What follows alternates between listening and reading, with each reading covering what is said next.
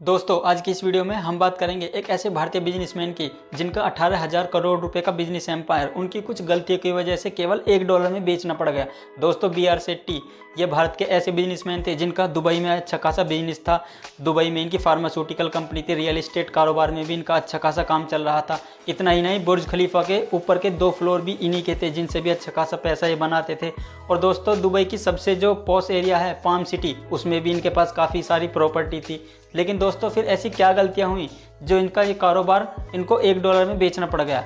जानने को मिलेगा सब कुछ आज की इस वीडियो में। अगर आप चैनल पर पहली बार आए हैं तो हमारी छोटी सी यूट्यूब फैमिली के साथ जुड़कर इसको और भी बड़ा करें ताकि हम आपके लिए ऐसी ही वीडियो लगातार बनाते रहें। और हाँ, अगर वीडियो आपको पसंद आए तो वीडियो के लिए एक लाइक और अपने दोस्तों के साथ भी इसको जरूर शेयर करें।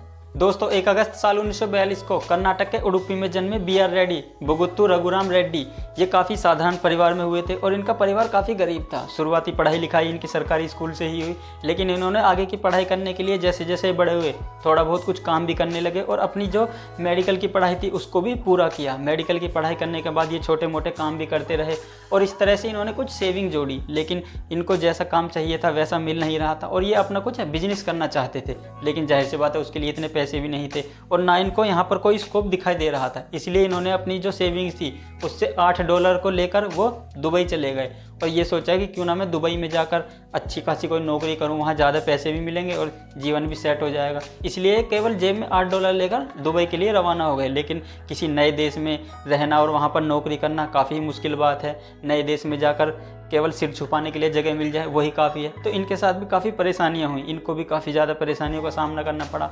लेकिन फिर इन्होंने कुछ समय तक वहाँ पर बेरोजगार रहने के बाद एक दवाई कंपनी में नौकरी कर ली और ये दवाई कंपनी में मेडिकल रिप्रेजेंटेटिव के तौर पर नौकरी करने लगे। धीरे धीरे दवाइयों को डॉक्टरों के पास ले जाने लगे और उनको बेचने लगे। तो इस तरह से जब ये डॉक्टरों के पास जाने लगे तो ये डॉक्टरों से इनकी अच्छी खासी जान पहचान भी होने लगी और ये डॉक्टरों के पास जाकर उनको अपने बारे में बताया करते थे कि मैं भी मेडिकल फील्ड से ही पढ़ा हुआ हूँ।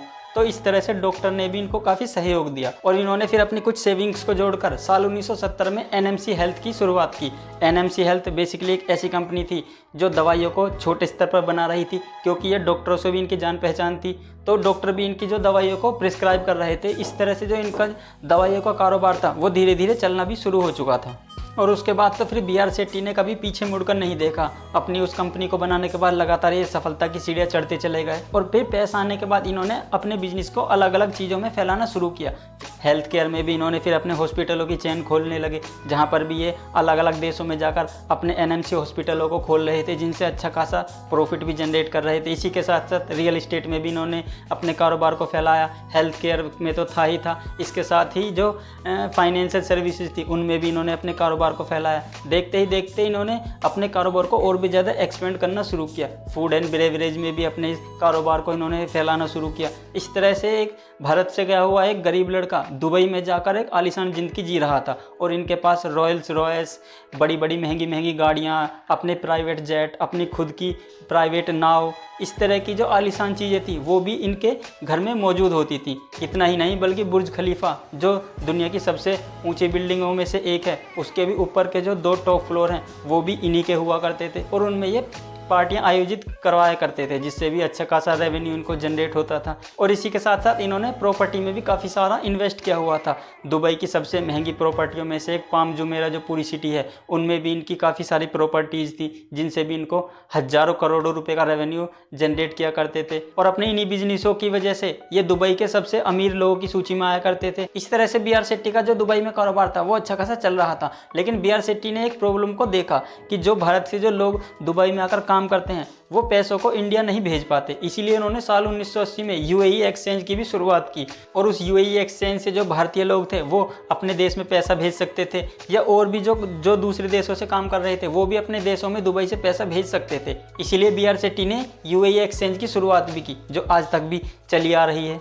और ये दुबई की अपने आप में पहली ऐसी कंपनी थी जो साल 2012 में लंदन स्टॉक एक्सचेंज में भी लिस्टेड हुई थी। इस तरह से जो B.R. शेट्टी का कारोबार था वो दिनों दिन तरक्की करता जा रहा था। लेकिन फिर साल 2017-18 का दौर ऐसा आता है जहां पर B.R. रेड्डी की जो चीज़ें थी एकदम से उलटना शुरू हो जाती हैं।